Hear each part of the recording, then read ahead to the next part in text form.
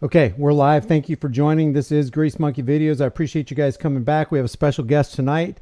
It is Paul Unslaved from the Paul Unslaved YouTube channel. If you don't know who this guy is, you are in for a treat. If you do know who this guy is, you are in for a treat. We're going to be talking to Paul tonight. One of the ways that I introduce my audience on High Impact Flicks and Grease Monkey Videos to Paul Unslaved is via this video right here you see in the background. This is Paul. He had an encounter with a law enforcement agent, and I'm going to have Paul talk to you about it because I don't really know the exact ins and outs and the specifics of right when he got pulled over. But Paul, welcome. I appreciate you being here. Can you kind of take us through how you got pulled over, why you got pulled over, and kind of what was the result of the interaction with the law enforcement agent? Yeah, so first off, good to be here as always, Brian. But yeah, we'll just get right into it. So no license, registration, insurance, and plates. They stopped me, no plate displayed. If you go over and check the video, you'll see that, they called in a superior, a supervisor, because the first guy didn't seem to know what I was talking about. So we go through it, and he gets into saying, well, give me the name that's not your name, that looks like your name that the government gave you, revealing the ID of the person, the all caps entity, the corporate entity, the idea of being summoned to appear in person. So, yeah, I mean, really, I would just say that if you haven't seen the video, go over and check it out, because according to the world that we live in, according to reality, you need a license to drive, and that means to move your property and to travel. And as we know, that's not the case. But like many things in our reality, it's just become taken for granted that it's true. We've been misled. Okay, so is there a difference, or is it just semantics when we're talking about? By the way, guys, in the chat room, if you have a question for Paul and you want to get my attention, probably one of the best ways to do it is through a super chat. If you want to send a Cash App or whatever, I'll try to be monitoring the chats, but I do miss a lot. So if you want to be recognized and you want to ask Paul a question and you think it's relevant to this conversation, let me know. And the goal of this whole conversation, the reason I have Paul on here, the reason I personally have a social media presence, and I'm not going to speak for Paul, but I think one of the reasons he has a social media presence is because we want to carve out the maximum amount of freedom in our world while we have time left on this earth. Because the bottom line is tyranny does not rest. Despotism always advances. And if you want to keep your freedoms, you got to constantly fight for it. So if you want to ask Paul a question, hit me up on the super chat. I want to ask you, Paul, is there a difference, or is it just mere semantics between driver and a traveler? Because we hear that a lot. Yeah, so again, we go to the federal code. The federal code defines a motor vehicle and driving and trafficking and transportation, essentially with different capacity, right? And there's commercial and non-commercial. So the term driving is a commercial term. The term trafficking means to move goods and services, peoples from one place to the other, right? Like drug trafficking, human trafficking. So again, a lot of these words and terms have been conflated in the common day parlance, in the colloquial language. We just use it to mean one thing, but really the etymology, the definition, the meaning, the purpose is something completely different than what we've accepted, right? Like they say, driving is a privilege. Well, how could it be a right to travel if driving is a privilege? Because driving is using the roads to do commerce and business, right? It's not using it to move from point A to point B in your pursuit of happiness. So again, the government, the corporate entity, the state believes that it has a right and an ability to regulate commercial affairs, commercial interactions, right? Busyness between man and woman, business. So, that again is another concept that you can argue with, agree with, or not, but that is the conceptualization of what we're dealing with here. They've converted all of our private property into public state property. That's what registration means. The root word is regis. It means king, of the king, or of the state. You turn your private property, which is called an automobile, into a motor vehicle, which is a commercial instrument. And then you've put tags on it, and you've done a whole process to essentially denote that you've turned your private property, again under the UCC, accepted nationwide, a household good, right? You've turned a household good into a state-sponsored commercial instrument. Therefore, you are subject to statute, policy, and code. So how do you, when you engage with a human being who calls himself a law enforcement officer or a policy enforcer, how do you engage with them in such a way? Because I mean, let's face it. I mean, it sounds cliche, but it's dangerous to be right when the government is always wrong. Because the government is always wrong because they use force, threats, and coercion to violate you and to violate your rights, so they can take more money, so they can increase the coffers of the state and become more powerful. But how do you actually get the law enforcer or the state agent out of their uniform, not physically, but mentally, into the realm of humanity, so you can actually talk to them on that level? I mean, how do you go about it? What's the way how can the average person do that? I try to be as honorable, as loving, as faithful, as compassionate, without being wavering when it comes to the truth. This way, we don't have to agree, but it makes it harder to demonize me and dehumanize me and therefore do wrong to me. So if we can see eye to eye on certain things, and maybe I use, a questioning way, right? I use the way of questioning. So I will say to them, well, how exactly does this all come about in your mind? What makes you believe that this all comes about, right?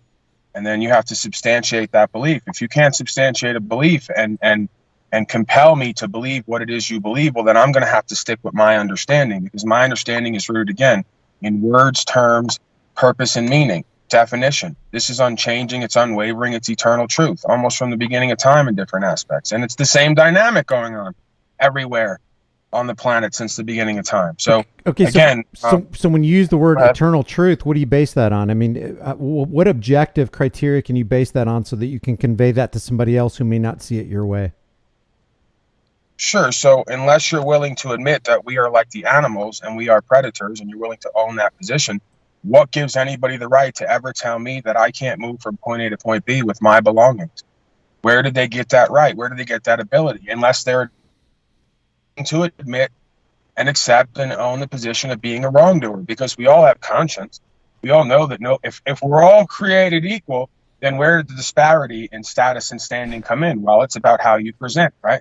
We're all created equal until you present yourself as a fellow trustee, as an agent, as a person, and then lose your rights in favor of duties, obligations, benefits, and privileges. So in getting back to that, in universal law and basically the eternal law of nature, when you were interacting with that law enforcement officer, by the way, what state was that in? Was that Arizona? Well, it wasn't in any state, because again, that's what they want you think, that you're in a state of Colorado. I'm not in a state of anything except contentment and seeking truth. So I was on the land known as Colorado. Again, that's why there's two senators for each state. There's a state of Colorado and Colorado State. One is the land and one is the corporation that's on the land. And it's a state of beingness, because again, it starts in the mind. We have all accepted there's something called the state of, and that you can be in it and subject to its policies and code, when really all there is the land known as Colorado, which has to be subject to superior and supreme law and constitutional law, which is founded in universal law. So for people who would be new to this kind of language and this way of thinking and this ideology, how do you lead them into this without, I mean, because I can see somebody looking at this for the first time and hearing what you're saying going, what the heck are you talking about? So kind of take a little slower and break this down for us, as though people who are listening are noobs, because I think it's super important, whether you know this or not, whether you've studied the terminology and the corporate fiction and all that kind of stuff. I think it's important to back up and just kind of build everything off of a solid foundation. So how would you lead somebody into the deep waters of what you just talked about the state of Colorado, or the geographic location known as Colorado? Okay, so like I said, we have to use a little bit of connecting the dots and common sense, and then we can go back to the words and terms. But the state of is in all caps. It's capitis diminutio maxima. It's the maximum diminishment of capacity. It means it's a non-living entity. So the state of, anywhere you go, is always a corporate entity. It's a corporation. It has a tax identification number. It has a DUNS number. It has a principal. So it's owned by someone. When did again, persons under U.S. code, there's two kind of persons, natural person and a legal person, or a corporate entity. So like we discussed before, when did we decide to show up in court, appearing, summoned to appear in person? Again, person means a mask. It's also could be synonymous with agent or agency. When did we start taking on the role of being summoned like a dead entity to appear and disappear in person, wearing a mask or a title known as an agent or a person? right? And then the agent stands up across the room and says that he or she is the people. So right there, you have the exchange of status and standing and title, because I am a man of the people. I'm not a person under U.S. code, unless you want to say I'm a natural person, right? I'm not a legal person. I'm not the all caps name that's on all the paperwork. And they're definitely not the people, because they are part of the agent and agency. They are a state in a capacity of state worker, public servant, corporate capacity, right? So right there, for all the folks who keep saying, this is patriot mythology, status and standing doesn't matter, and the all caps doesn't matter. Well, then why are they calling themselves the beneficiary of the trust, the people, and saying that we're persons, trustees with duties and obligations and no rights? Why is the prosecutor the only one with standing as the people, right? So you have what you have there. I don't know if I'm clarifying it anymore, if we're going deeper, if it's more difficult to understand, but it's pretty simple. They're switching the roles of status and standing of the trust. They're taking on the beneficiary role, and they're sticking us with the role of trustee, right? The obligations and duties. Is that follow something? Code and policy. Is that something you feel like the attorneys and the justices in the lower courts and the Supreme Court actually understand what's going? Are they aware of what's going on? Because it sounds like a con job. It sounds like something that they are aware that's going on so that they can get one over on you. Or do you think that they're doing this out of complete ignorance because we're too far down the road from what reality is? I think, like most groups, it's a mixture of both. You have folks who understand the spiritual aspect of it, that it's a Luciferian game in order to get us to choose, right? We can, if we want to be men and women, we have to present as such. If ignorance of the law is no excuse. If you want to ignore the cosmic law and what it all leads to in the Constitution, and you don't want to uphold your rights, then you will be a slave. You will be dictated to. So I just look at it all as a cosmic test, and you have folks who are willing to take on that role. And in a way, I'm thankful for that, because again, you have a lot of folks who would never be rising to the occasion and meeting these challenges and going past their fear if there wasn't the feeling of almost an impending darkness and doom of them going into slavery and genocide, possibly forever, So again, we have to see that these things don't happen to us. They happen for us because there's a reason for them. And the reason is ignorance. We've been ignorant as a culture for so long. Again, the root word is cult, because the money's been flowing. So folks don't need to know, right? And if they do know, well, hey, it's a good gig, it's a paycheck.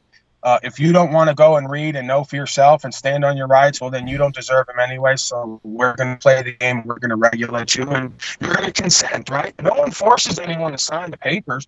No one forces anyone to say they understand. They ask you every time, hey, this is how this is going to go. Like your channel. Here's the deal. Understand? No one forces you to say you understand. Most of us don't even comprehend, let alone want to stand under what they're saying. Okay, so let's back up a little bit. When you were talking to the cop in the geographic location known as Colorado, one of the terms that you used was driver. And one of the things that you said about, hey, we have to agree on definitions and terms here. If we don't agree on definitions and terms, how can we have a conversation? And one of those things that you pulled out of was from the document called Black's Law Dictionary. And one of the terms that you used was driver. And driver is linked, because I got it pulled up on the screen right here. Driver is defined in Black's Law Dictionary as, quote, one employed in conducting a coach, carriage, wagon. Go ahead. I wanted to see how good my memory was. One employed in a coach or horse-drawn wagon to do commerce on the roadway. And I kind of paraphrased that. That's what it says. Yeah. It says just, and the key word there is employed. So break that down for us, because you did use this on that Colorado cop.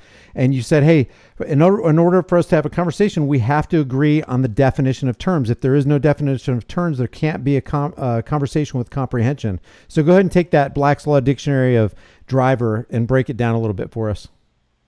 Well, okay, well, there you go. So they'll say, well, the Supreme Court uses Black's Law, and then they'll say whatever edition. What's the difference what edition it is? At one time, in one place, we all agreed, based on Black's Law, Bouvier's, the federal code, that driver was someone employed to do commerce on the roadway. So now how do we change from that understanding and that belief over to everyone's driving, it's always a privilege, this is what it is, right? So I just want someone to use a common sense, substantial argument for how definitions, words, terms, meaning, and purpose is changing as time goes on. Is it the perspective and perception of men and women that's changing? Or is it the inherent definitions and meanings of the words, right? Because again, a driver, back to Old English, was somebody who took you once around the park. Once around the park, Jeeves, that's my driver. Right. Right? A passenger is someone like on a bus or a taxi. These are my passengers. But they'll stop you and say, well, you're the driver and he's the passenger, right? So he's the one paying me to move him around. They're using a word and term game, whether they know it or not, to get you in jurisdiction. Jurisdiction in Latin means to say the law. So they're speaking words. They're getting you to accept the premise. You don't understand the meaning of the words in the premise. And when you say you understand and comprehend, they say, great, we got jurisdiction. Now we're going to regulate you. But the words and terms they're using, every single one of them is a commercial term, right? Even just the root word, like I say, they call it traffic, and then it just became regular lingo. You look up in the dictionary, traffic is just the movement of all peoples on the roadway. No, it's not. Trafficking is trafficking, and there's no amount of people moving around that's going to change traveling to trafficking.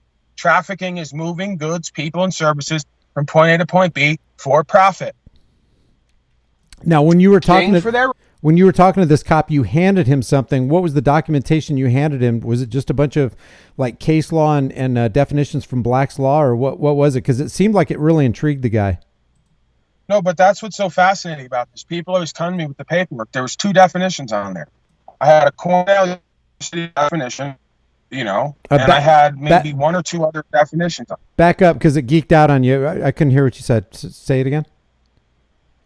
Can you hear me? Yeah, go ahead. Say it again.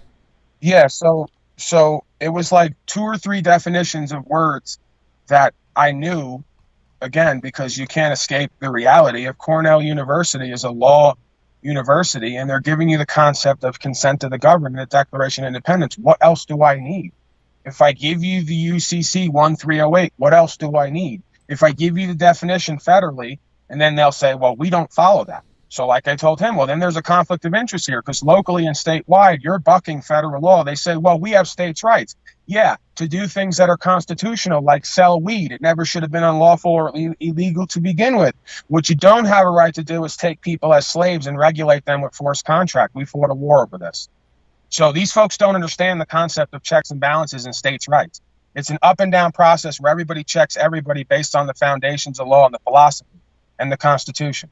It's the law of the land. If you won't follow that state, locally, or federally, your authority is illegitimate and transfers back to the people, because you're interfering with rights under color of law, right? Which is, again, federal code. Statute, policy, and code is not law. So if you want to take my rights in favor of statute, policy, and code without my consent, you're guilty of breaking the code, right? And the code, again, only applies to agent and agency. It doesn't apply to me, but I will reference it to bind them and keep them in line, because that's what it's there for. Now, guys, and everybody in the chat room and everybody who's going to watch this video after it gets done rendering, you should have access to the chat on the right-hand side of this video. But moderators, if you could help me when we're talking about this kind of stuff, if you know the code that he's talking about, he already referenced 2 codes. One's 18 U.S.C. 241 and 242. 18241 is conspiracy against rights, and 242 is deprivation of rights under color of law, which is a U.S. code. So if we have these inalienable or unalienable, not able to put a lien on rights that are consistent with life, liberty, property, and the pursuit of happiness, then nobody's got the right to infringe on those rights. And before I ask Paul the next question, I just want to, let me just give you this from a court case called Chicago Motor Coach versus Chicago. And I see people brush this stuff off. It's like, this is actual case law. We're not pulling this stuff out of our derrieres. It says the use of highways for the purpose of travel and transportation is not a mere privilege. But what do you constantly hear? You heard it from Obama. You heard it from George H.W. and W. Bush. And you hear it constantly from government functionaries that driving is a privilege. And what they usually relate this to is, okay, you have a Second Amendment right to keep and bear arms, but you got to be part of a militia. And oh, by the way, those rights aren't absolute. Well, I beg to differ, because there's no qualification in the Second Amendment of what kind of firearm you should have or how much ammunition or anything. It's just that you have the right to keep and bear arms. And if you have a right, if it's an unalienable right, it's not a privilege that was given to you or can be taken away from you by man. It is something that you have because you are a man. So what this says is the use of highways for the purpose of travel and transportation is not a mere privilege, but a common and fundamental right of which the public and individual cannot be rightfully deprived. Speak on that, Paul. So yeah, now we're back to the idea of part of the corporation, the superior head of the corporation that we call government, that from all appearances under Title 53, I believe, all government has been reduced to commercial corporations, right? So there's a dual jurisdiction in each court. But yeah, it's again, the corporation deciding, putting on the hat, putting on the costume, and deciding within the corporation what the agent and agency has a right to do and not do. And they've ruled over and over again, listen, fellas, you're all part of this corporation. We're the highest up. We're going to rule that philosophically, you don't have a right to regulate man and woman's movement of their property from point A to point B. And the general consensus is that you only have a right to do this for commercial activity, which again, we can bring up another argument. Do we have a right to free trade? But they'll say, well, you're using legal tender. It's a legal society. It's a British corporation. So you must pay tribute to the crown and all this. And again, there's ways to argue from their side and their end, but there are certain things, like you just pointed out, that keep coming up over and over again. And while it's only the opinion of one man, it can go the other way. There's one opinion that's right, and there's one opinion that's objectively wrong, because you can't produce a delegation of authority based on the contractual Constitution and Declaration of Independence that shows, outside of the idea that statute, policy, and code is given the force of law through the consent of the governed. That's the whole purpose of the DMV and all that, is to establish jurisdiction. When you get stopped, you will identify. Identify means to take on a status or standing other than the one you enjoy naturally. The tree, I'm no longer a man. So you're identifying as a person. They got you in contract. That's how they get jurisdiction. That's how they regulate you. If they didn't need that, they wouldn't do that, because they would just go back to the foundation of law. But again, that's part of the foundation of the law of this land. And it's UCC 1308, which is accepted nationwide in every state as commercial law, because again, this is all commerce and contracts. They're forcing contract on the side of the road. So they cannot force contract. You cannot compel anybody or force anybody into a contract. You know, you cannot license your rights. You cannot force somebody to register their private property as state property or commercial property. You cannot force anybody to title an automobile a motor vehicle. It's called a title. You signed a title with your signature. You change the status and standing of that property from an automobile protected to a motor vehicle, privileged, right? The same way you change an American national, which is a protected class of being, over to United States citizen, which is a privileged class of being. So it's all about status and standing. It's all about proper record keeping, and it's all about being misled and deceived into thinking we have to do certain things or else, and those certain things give up our rights for benefits and privileges. Okay, so having said that, let's say we are right and everybody else is wrong. One of my favorite quotes comes from Krishnamurti. It's no good measure to be considered well-adjusted to a profoundly sick society. We live in a profoundly sick society. Everybody believes in the corporate fiction. They believe that you have a license to take your property from point A to point B on the public highways. Have you ever been in a situation where you had your property taken from you and you had to go to court to fight for your rights? Well, I never usually have to go to court because, again, these are corporations, so they like to respect and these terms. So they tend to like to do things like the last time they took my car, hold it for 20 days, because contractually 21 days is when a contract sets. So the guy said to me, well, the state has a claim over that property because the previous owner registered it, right? So they weren't interested in federal law, they told me. They weren't interested in trust law. They weren't interested in my documentation. They're going to go on a false claim that the state has interest in that property because the owner before me registered it at one time. So they held it for 20 days, and on the the 11th hour, they release it. Okay, 20 days in, we're not going to hold it for 21 because like I know, that you made a false claim. The state corporation has no interest in that property and no title to it and has no way to claim such. If you did, you'd take it and sell it. So yes, I've had the property taken, different times. Luckily, I have folks who donate from time to time, so I tend to not take a loss on that. I just stand on what I know and what I understand and what I have. And at some point, like the guy said to me, after the 20 days was up and they removed the false claim, okay, well, we'll give it all back to you. You just need license, registration, insurance. I said, no, Here's all my information and my understanding. Well, we can't let you have this, but we're going to go ahead and do it. Well, if you can't do it, then how did you just do it? Right? So again, this is a bunch of beliefs that a lot of people have. It's substantiated with a cult and people wanting and not wanting things to be true. But when it comes down to the definition of words and terms and common sense, it's inescapable, right? How is anybody else going to tell me what I can do with property that I pay for, upkeep, and maintain, and have no reason to believe that I'm doing harm with it?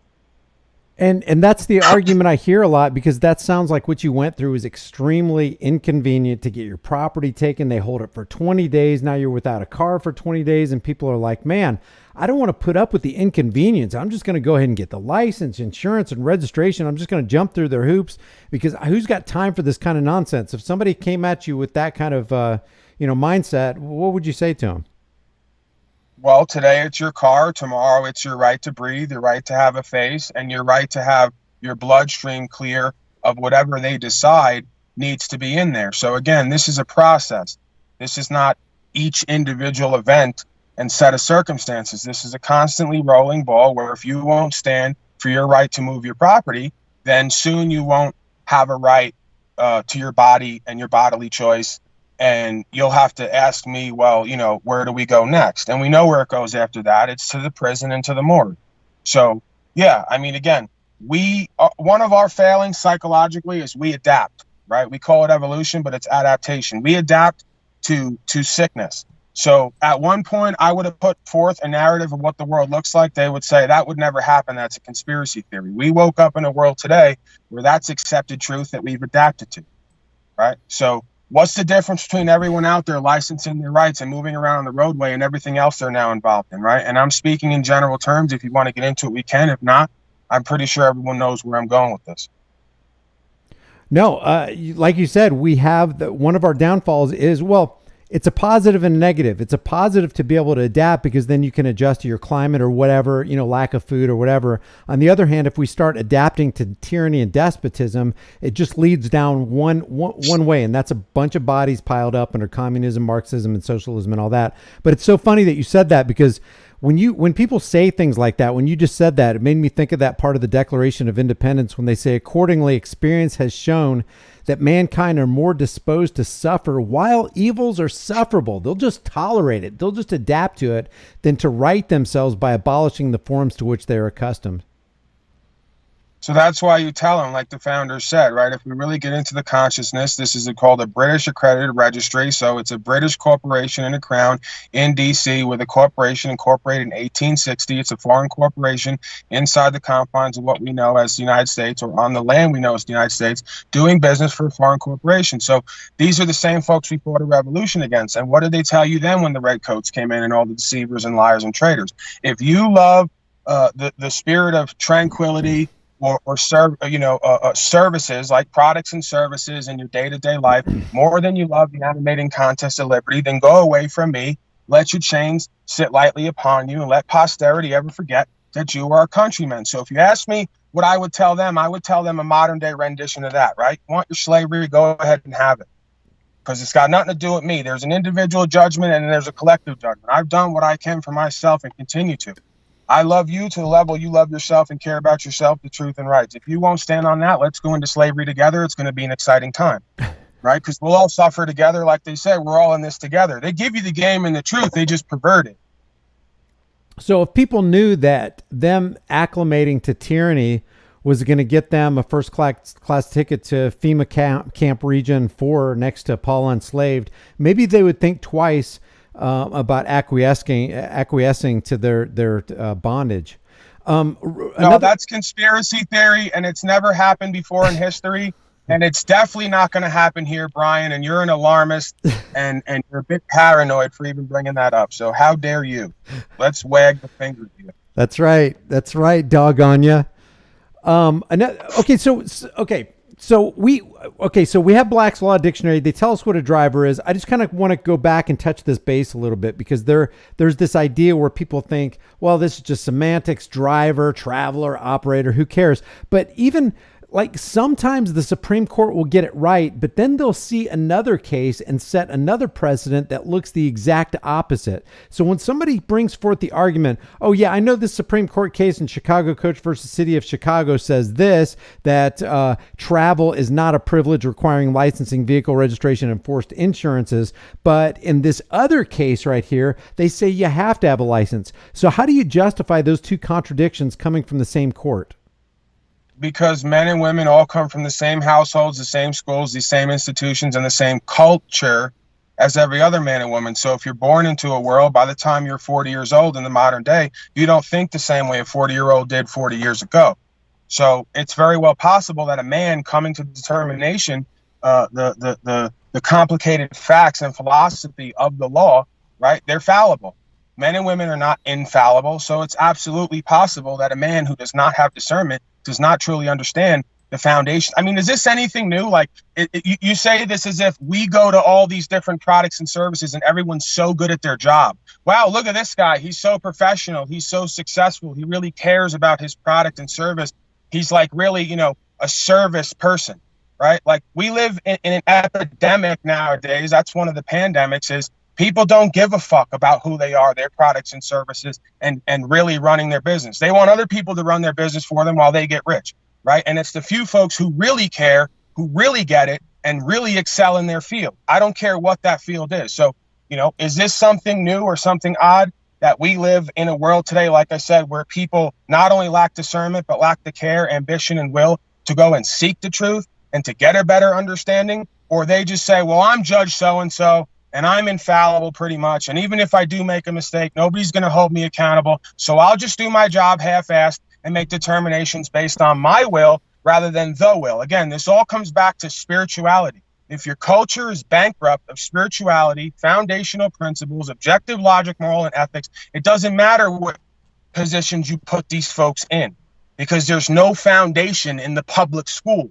There's no foundation in their 501c3 church, which is linked up with the state corporation, right? There's no foundational principles in any of these institutions, and you wonder why it's turning out men and women who can't objectively discern right from wrong.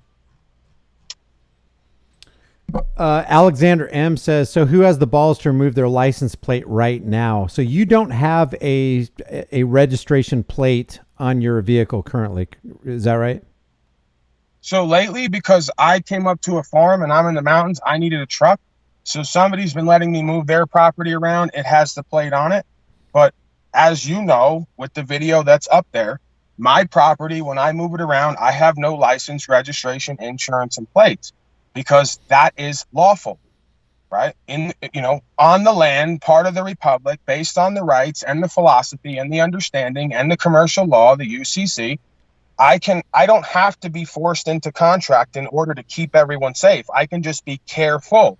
And then if accidents happen, that's a part of living in a free society and free world. We compensate the best we can based on who did the well-studied, well-known mental talking about is called... This is like, I know this is fascinating, but again, what did he say? Who has the balls? He's not saying what I'm saying don't make sense and that it's wrong. He's saying who's going to step up and stop being a fucking coward so we can stand on our rights. And I'll ask the same question, right? Because if not, we're all going into slavery and genocide. Yeah. And I got news for you. The public servants don't respect us anymore. So when I get them on the side, they go, man, look at all these citizen slaves. We kind of respect you because we signed up to kind of uphold rights in the law. And we're just kind of order following now, and we kind of want to get back to basics, but we don't know how to do this. So don't kid yourself. If you want to respect yourself and you want respect from others, I don't care if it even seems like your opposition.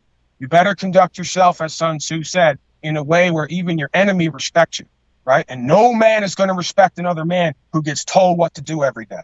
That's the reality of it. And no woman is going to respect a man who gets told what to do every day, right? So again, there's so much here, Brian. We need to do our own broadcast and tackle all these different subjects in the lifestyle and the culture, because there's so much value here, right?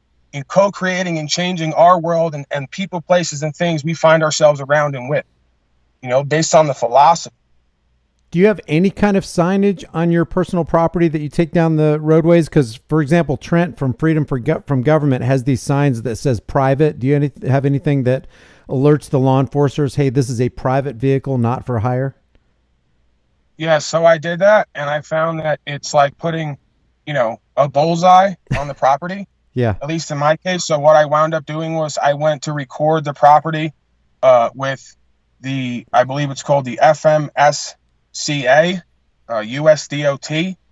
So it's essentially federal jurisdiction. So my understanding and my belief, right, I'm not saying that I have the answer of the way, was, well, they keep stopping me because they want some way to know who and what I am and for safety. So we can be reasonable. I'm going to park myself in federal jurisdiction where it says that a driver and a motor vehicle and all these other things are commercial instruments. I'm not doing that. So I will sign up with them and record with them, right, that I am a private carrier for non-commercial use, and I will take their number and put it on the plate.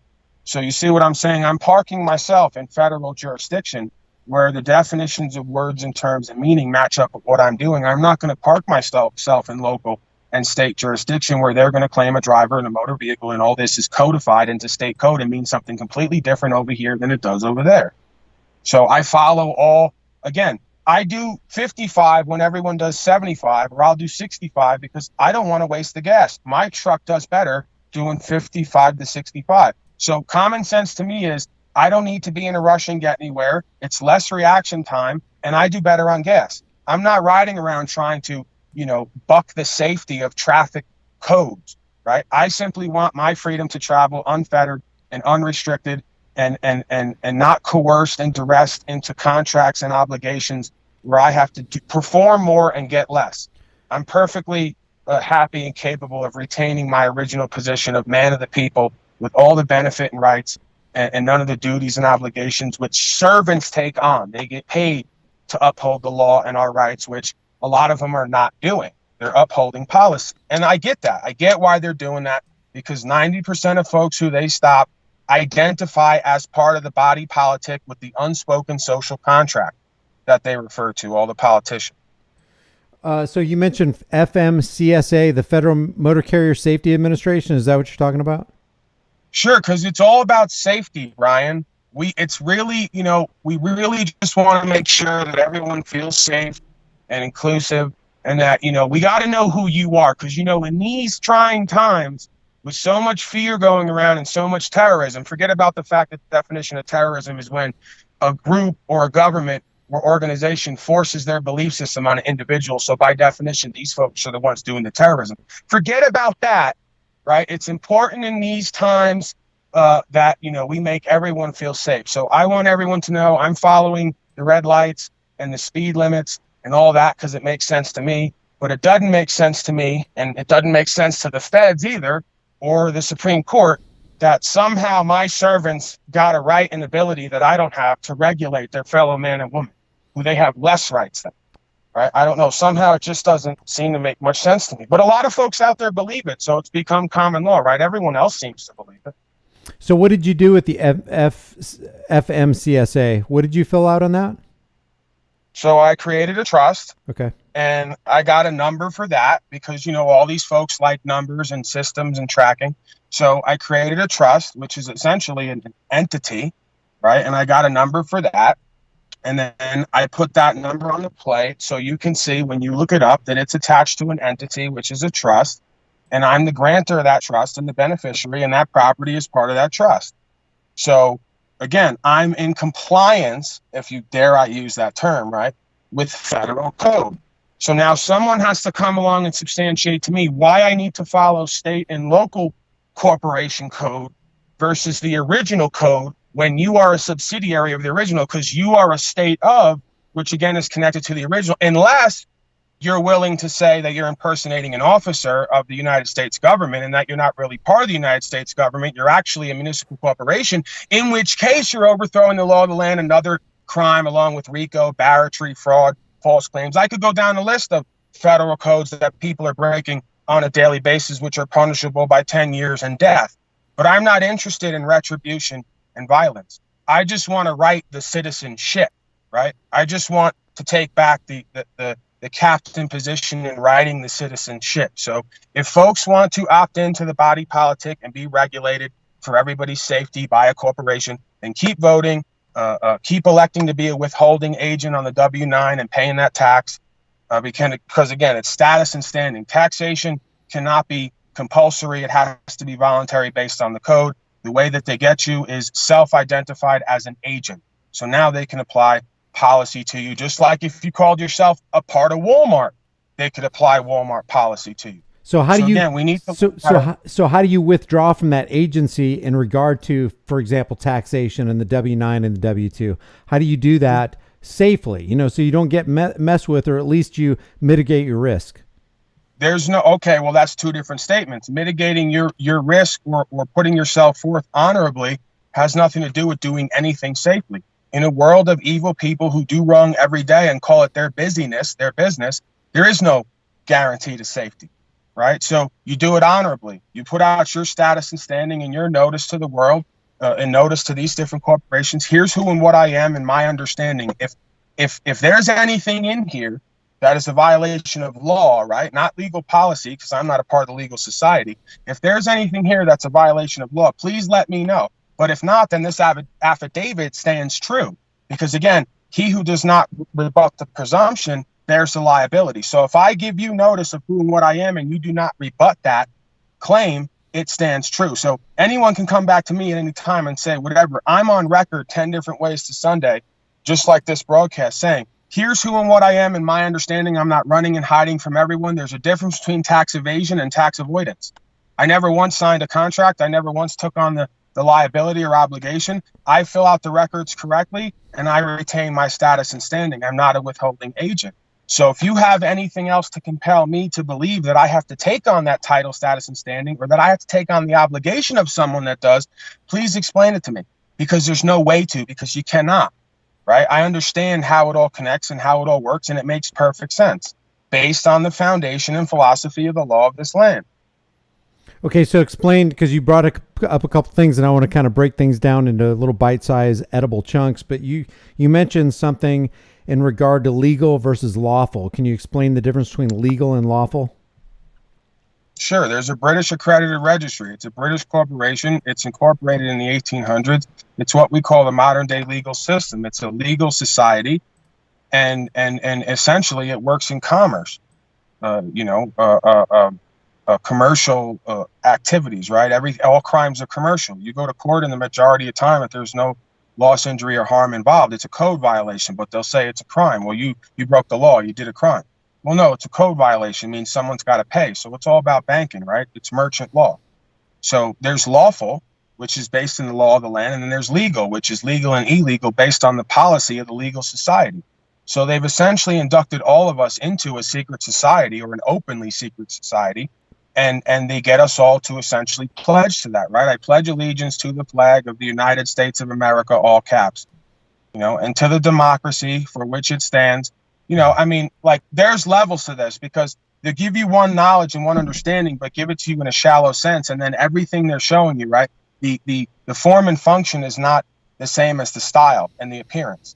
So again, they'll tell you, well, free speech is a threat to our democracy, but free speech is a right in the republic. So they've been, again, running this game for so long that the legal society, legal process, the corporate United States, all caps, is the government, is the country, is the land. Wow, that's good stuff. Okay, super chat from C. Dobson. He says, I was pulled over for something similar, no traffic violation, illegally searched without consent, looking for redress of government, Houston, Texas. Can either of you provide guidance? Okay, and then I just want to tag on to what I just said, right? What's lawful is what's lawful under God, and this again comes back to philosophy. If you haven't caused any loss, injury, or harm, and if you haven't signed a contract in which you owe a debt, then you haven't done a wrongdoing, you haven't committed a crime, right? So the difference between legal and lawful is you do illegal things every day, not knowingly, but they're not unlawful because they don't cause any loss, injury, and harm. Right. You haven't created a victim if you do something illegal, but you have committed a crime if you've done something unlawful. Yes, oftentimes these are quote-unquote victimless crimes where the person who broke the code winds up having loss, injury, and harm done to them in some form or another, and rights taken.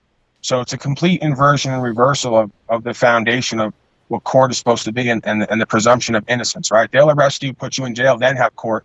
You already did the loss, injury, and harm to me. Now you want to have a hearing? It's take me to the magistrate right away or don't take me at all. And if you take me, you better have a warrant. Most of the time on the side of the road, they don't get a warrant to take property or take a body. They just do it because, hey, he broke code. Well, now you have to prove that I broke the code, and then you have to prove that the code applies to me. So you already did the loss, injury, and harm to me, right? So again, by definition, and this is not me, I don't want to overthrow the government or any of their systems. I say give us more of it, right? You can never set me up to be that guy. I'm not that stupid, even if I believed it, which I don't. People get the government they deserve. Give us more codes, give us more regulation, give us more dictation, give us more mandates, because a mandate under Roman civil law is a request. If you don't know that and don't care to know that, and you think that someone else can require you to do something, right, in the sense of it being mandatory, but again, require, request, mandatory is a request. So we're not even using language correctly. Because again, this is not a dictatorship. So someone can politely ask and request and advise, but they cannot force, compel, or else it would be a wrongdoing.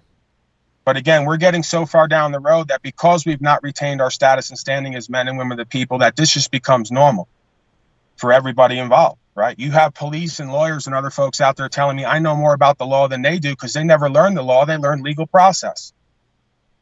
So what would you say to C. Dobson, who was illegally searched without consent? Now he's looking for redress of government in Houston, Texas. What kind of advice would you give him? Like anything else, hopefully or faithfully. You know, I'm replacing hopefully with faithfully. Faithfully, you recorded it because that's your best weapon. And then go through the process if you want to. If you want to show up in court, right? Because a lot of times I don't show up in their court and I let them know I have no plan to show up in court because you're summoning the all caps entity and the person to appear, and I can't do that. I can't accept the liability for that fictitious entity, which I did not create. It's a creation of the government. So I can notify the principal, and you all can do with that entity whatever you please and get all the money on the trust out of it with your bonds and certificates, but I cannot appear in or as that person and bear that liability. So there's no reason for me to be in court, right? But if you want to take it through the process like my buddy did the other day, they just dismiss the cases a lot of times. I got a lot of folks who do what I say. They say, well, Paulie, you know, we're not like you. We don't want the warrants put out. We don't want them coming to get us.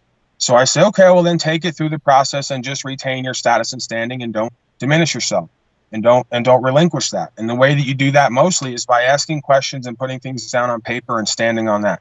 Don't argue with them. Don't talk to them. Did you get my claim? Did you get my paperwork? Yes or no? Right? Do you understand it? Yes or no? And then do like they do. Well, if you don't understand it, let me help you understand it a little bit better. What are the questions? Right? But anything other than that, I'm not going to get in controversy with them. I'm not going to argue with them in their court. They can do whatever they please. They know who and what I am, my status and standing. I'm here honorably presenting. I'm not appearing. Right? There's a difference between special presentment and appearing as the person. So I can't appear or disappear because I'm not a spirit and apparition. I'm a man. I can only present. So I'm here today by special presentment to clear up the facts of the matter. Did you receive my claim or my paperwork? Again, it's yes or no. Okay, if you did, then do you understand it? If you didn't, well, then here it is. How much time do you need to understand it? Right? And then we just go down the line. And then I don't go any further. There's nowhere to go with it, right? They're either going to push it forward and try to do harm to you, or they're going to recognize your status and standing as a man of the people, that you have God-given rights, and that they can't regulate you with policy and code if you don't consent. And that's the way it should be. If they're a wrongdoer, they're going to overthrow the judicial canons, overthrow the philosophy and foundations of the law, overthrow the Constitution, and just do wrong to you, in which case you can't stop that anyway. Right? So it's kind of a place of faith and surrender. I wonder if there's a way where we can write all this stuff down. It's like, what do you submit to the courts on your behalf to You don't submit anything because submission is exactly part of the problem, right? And I'm not picking on you, Brian. I'm just showing you how easy it is to diminish your status and standing. Oh, did you submit such and such to the court? Yeah, I submitted it. Okay, good. Then you're in submission. What paperwork? To the court. I file with the court. Yeah, I don't submit. Yeah, what are we talking about filing? What do you file with the court? So yeah, I mean, again, we're just filing our statement of intent, our understanding of who and what we are, what we're not. We can reference. I don't cite code, but I may reference. I may put a box on the paperwork and then put within the box, hey, see these codes for an accurate comparison of my understanding of what your codification is and how it compares to this. So I will file that. I will record that with them, my status and standing, who I am and what I'm not. I have an example of one of the emails I sent. Colorado State Patrol, men and women acting as agents of Colorado State Patrol Public Service Corporation thought that it was in their best interest and the people's best interest to stop me, take all my property, including my guns. They kept my guns and told me they wouldn't give them back till I went to court. Then they put a warrant out. They said, we're not going to even talk to you. Over the course of days and weeks and probably months, we kept corresponding, and I kept getting people on the hook electronically through communications, through the email, of who and what I am and what I'm not, who and what they are and what they're not. And I just kept standing on my position. I'm a man of the people. I'm not accepting your titles. I'm not accepting your status and standing. I'm not a sir. I'm not a mister. I'm not any of these British titles. I don't need to be legal or counsel, or a member of the bar in order to uphold or practice law. And here's the bottom line. You're a public service corporation, and you're engaged in loss, injury, or harm because you had no right to do an unlawful search, which you did. It's an illegal and unlawful search. You called it I forget the word they used, but inventory, they said, right? And we're just going to take all the guns, even though, you're not a felon, in quotes.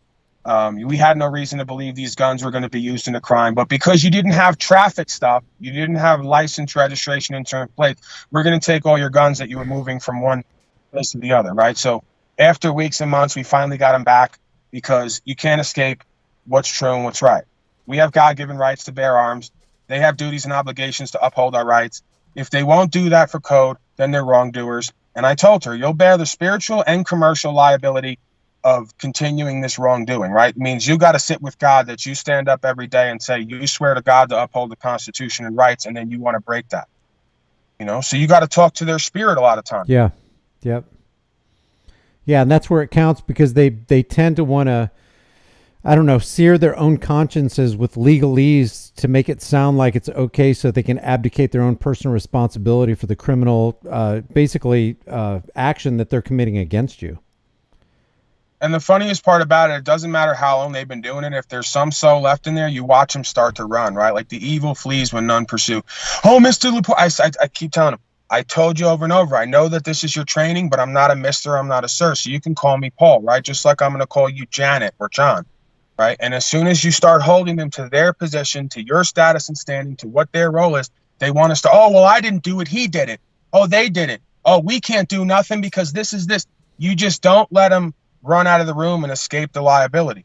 You're the men and women who are doing this. If you've been made aware of it, now you're complicit in the wrongdoing. So I don't care who else did it. You're now complicit with it. So you'll either right the wrong, or you'll get the person who can right the wrong, or you're complicit with it. Therefore, you bear the commercial and the spiritual liability. What that means is I may or may not get your ass in court and litigate a case and be able to sue you and take your house, but you will have the universe visit upon you what you put out. What you put out is what you get back. So if you want to be a wrongdoer, you want to continue slavery and genocide and destroying private property rights, then it will be visited upon you sometime in the future. Man, right? They don't like that. They don't like having to be accountable and responsible. Man, I hope everybody listens to what you just said and has that sink down into their spirit, because what you just said, the wicked flee though no one pursue, but the righteous are as bold as a lion. You can be bold as a lion because you're standing on what is right. It doesn't matter in the end if what you do works in this realm or not. You know it's right, and you know you can stand on it, and it's not the shifting sands of evil or wickedness. It's the firm bedrock of doing what is right because it's the right thing to do and for no other reason. A man is judged by his principles. Principles in Latin is principia. It means first things first. If you don't have principles, you don't have anything. Your car, your job, your nonsense relationships, your families, your institutions, it's all built on sand because the foundation has to be principles. Yep. Right? The institution is only as good as the men and women who make up that institution. If they're bankrupt of principles, well, so is the institution. Welcome to modern day society.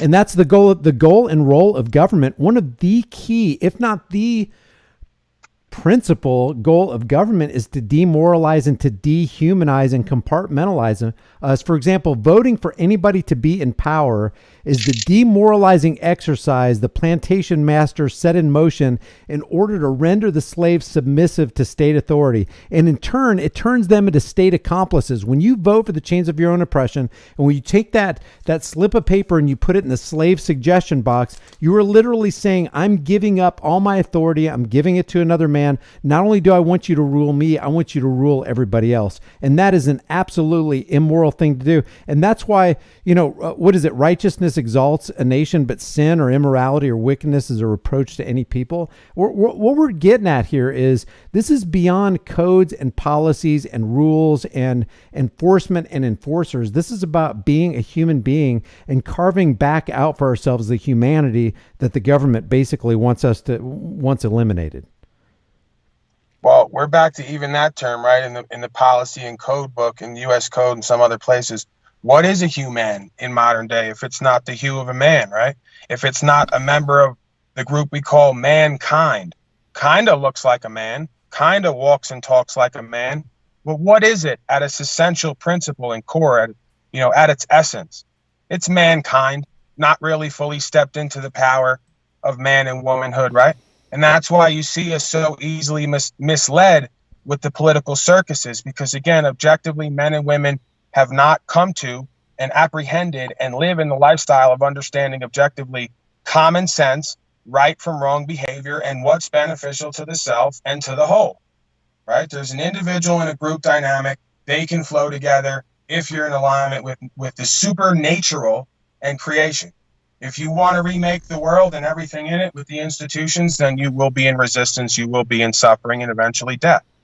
My people perish for lack of knowledge. The most important knowledge is knowledge of self. It's so funny that you're saying this. Everybody should know in the chat room that Paul can't see my screen right here. He said supernatural. And everything that we're talking about here all comes back to who are you and what is right. And if somebody's going to do wrong to you, see, you have rights because they are right, and rights are the opposite of wrong. So when somebody tries to steal your rights, they're actually engaged in doing that which is wrong. And that's where Wingfield versus Fielder comes from the 1972 court case. It says the court makes it clear that a license relates to qualifications to engage in profession, business, trade, or calling. Thus, when merely traveling without compensation or profit, and that's the key point, outside of business or enterprise or adventure with the corporate state, no license is required of the natural individual traveling for personal business, pleasure, and transportation. Why? Because it would be wrong to interfere with that which is right. You have the right as a human being to travel freely, unmolested, and unhindered. Absolutely. And again, you have to ask all the naysayers out there, all the folks who say that this is sovereign citizen conspiracy theory.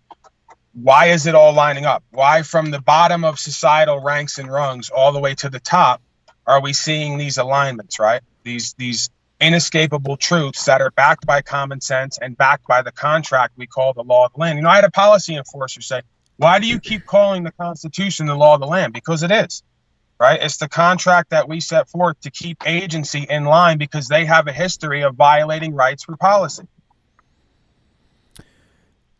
Yeah, good stuff. Somebody said, who's the decider of right and wrong? Well, all you have to do is ask yourself one question. Would I want the action that's coming upon me to come upon you? Would I want the action that I'm doing to somebody else to come upon me? And, either whether if you're a psycho or a liar, unless you're a psycho or a liar, you're going to answer honestly, and you don't want anybody to lift up their hand and harm you or threaten to harm you or steal your stuff that you have spent your time and labor in accumulating in this life. So if you wouldn't do that to somebody else, then you wouldn't want somebody else to do that to you. And then if anybody crosses that line and does that thing, then they have done that which everybody knows is wrong. And I think the Declaration of Independence uses the phrase self-evident. It's self-evident what is right and what is wrong. You don't need a code. You don't need a holy book. You don't need to be a part of a religion or checked into the cult of personality with anybody. You already know by asking yourself the question, would I want what I'm about to do to somebody else done to me? If the answer is no, then you don't do it. Why? Because you know that you know that you know that's wrong. You don't believe it's wrong.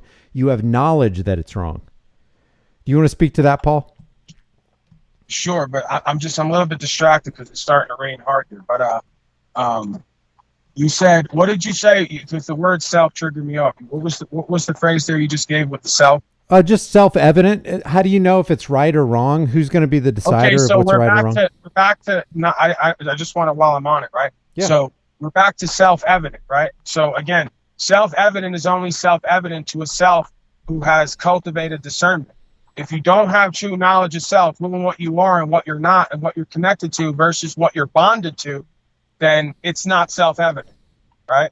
So again, we need a spiritual practice in the community, in the home, where we're observing ourselves constantly. We're getting to the root of our behaviors, our thoughts, emotions, and actions. We're getting to the root of societal, we keep using this word society as if we're in some kind of, secret society. But again, they get us to use these words. So we have to look at the root of the conditions we find ourselves in to establish the cause and effect of the thought, emotion, and action that goes into creating those conditions, right? This is true knowledge of self. It's the same thing that Christ was teaching in Scripture. You have to be the I am that am. If you think you're a white man or a black man from this street and this town and you're a resident, you're a person and code is law, you don't know who and what you are and what you're not, and you don't know what you're connected to. Therefore, you've been disconnected. You're lacking knowledge of self. Therefore, you lack will and discipline. You're run by fear. And when you're run by fear, it's easy to be misled. Oh, man, look at all the fear out there. We need safety. Better do this wrong behavior to get it, right? We got to hire people who kidnap, kill, and steal from people to protect us from people who kidnap, kill, and steal. The logic is not sound. Exactly. Well, I wanted to keep this under an hour. We just went over an hour, but I want to keep this short so that you guys can share this video. I always enjoy hanging out with and dialoguing with Paul because I always learn so much. And it really, when he talks, it speaks to my spirit. It's like this dude, we are frickin' cut from the same cloth because we both want the same thing. We want righteousness to prevail in this world. And the only way we're going to spread that righteousness is by setting brush fires of freedom in the minds of men, like I'm convinced Paul is doing. Paul, if you wanted to leave somebody with a thought, what would it be? Just, take a couple minutes, take as much time as you want. But what do you want the audience to know? What's on your heart? No, I just want to stick on that theme of self and selflessness and the idea of the only reason that we resonate, right, in these communities, if you want to call it that, is because we share a common vision, purpose, and meaning. And it's explainable and demonstrable. It doesn't come out of our feelings and what we want and don't want to be true.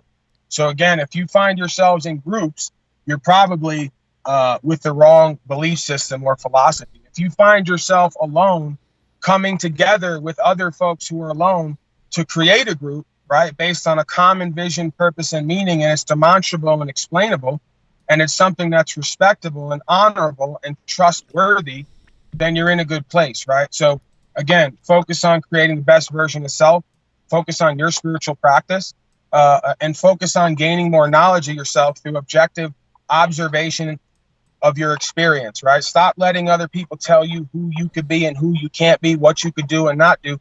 Experience in the world openly with an open mind and heart objectively, and make the connections, right? If you make the connections, the world will open up to you. You start to see what this all is, and then we can stop giving our power away, because we're either on the right side of history or on the wrong side of history. And again, if you're okay living that way, then I'm okay living that way, because I'm only responsible for me.